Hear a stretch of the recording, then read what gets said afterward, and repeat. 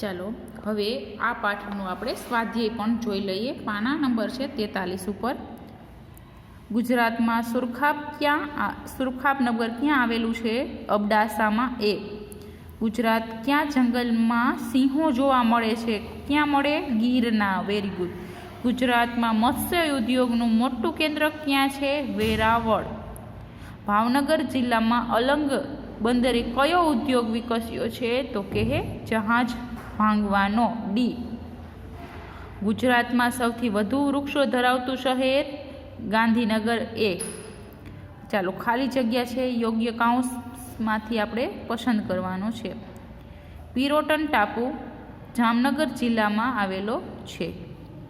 ગુજરાતનું એકમાત્ર ગિરિમથક એટલે કે બાળકો જ્યાં આપણે હવા ખાવા એટલે કે પ્રવાસમાં ફરવા માટે જઈ શકતા હોય એવું તો કે સાપુતારા છે. સરદાર સરોવર યોજના નર્મદા નદી પર તૈયાર કરવામાં આવી છે. ગુજરાતના નળ સરોવરમાં શિયાળો શરૂ થતાં જ જાત જાતના વિદેશી પક્ષીઓ આવે છે. 5મું, ગુજરાતમાં સૂર્ય મંદિર મોઢેરામાં આવેલું છે. ખરા ખોટા? ગુજરાતનું સૌથી મોટું બંદર ભાવનગર છે. ખોટું. કયું છે? કંડલા. મહી નદી ગુજરાતની સૌથી મોટી નદી છે. ખોટું. નર્મદા નદી છે. આપણા દેશના મીઠાનું કુલ ઉત્પાદનનું અડધાથી વધુ મીઠું કચ્છના નાના રણમાં પાકે છે. સાચું. આરાસુર પર્વત પંચમહાલમાં આવેલો છે. ખોટું. સોલંકી રાજા ભીમદેવે મોઢેરાનું સૂર્ય મંદિર બંધાવ્યું હતું. સાચું. હવે 1-2 શબ્દોમાં તમારે જવાબ આપવાનો છે.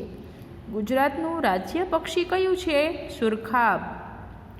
ગીર અભયારણ્ય કયા પ્રાણીઓ માટે છે? સિંહ. ગુજરાતનો સૌથી ઊંચો પર્વત કયો છે? ગિરનાર. સાપુતારા કયા જિલ્લામાં આવેલું છે? ડાંગ. કઈ યોજના ગુજરાતની જીવાદોરી ગણાય છે? સરદાર સરોવર યોજના.